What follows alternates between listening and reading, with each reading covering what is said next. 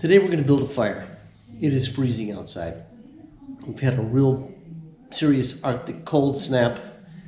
There's still no snow on the ground.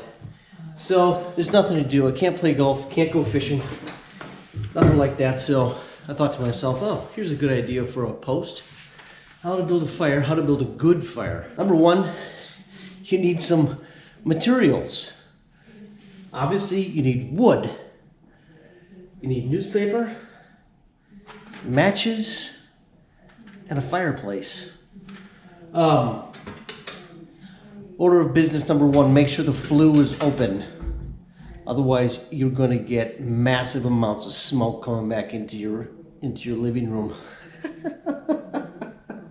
Oh, this is so common sense and obvious, but who cares? This is fun. So, everybody knows a little bit of newspaper underneath at the bottom. Now, one thing I learned by having this house is that you've got to push everything to the back, because you're going to get some, in the beginning of the fire, you're going to get some blowback of the smoke at the start. So the closer you are to the back, the more it's going to go up the chimney. And the second thing that you really have to do is warm up that chimney before you start the newspaper underneath the fire, because that'll get the air starting to move up. We've got 14 degrees outside. This is warm compared to yesterday. The cold air is coming through the chimney and pushing down. So that's going to push the initial start of the fire out into the living room. So we want to prevent that, obviously. Kindling, nice dry small pieces of wood. I don't have any set up. I am using my son's Taekwondo boards that he chopped to get during his belt tests. Obviously, we cleared this with him to see if it was okay. He was fine with it. I didn't really want to do it. I wanted to save these, but he said it's fine. I had a little bit of trouble getting these things in half, actually. He's 6 years old and he chops these things in half all the time. I wish I would have had this. It was like this. So. And then a couple of nice pieces of dry wood. Make sure it's dry. You're not going to have any luck. You've got wet wood. So try to keep your wood underneath something. We have it underneath the treehouse out back.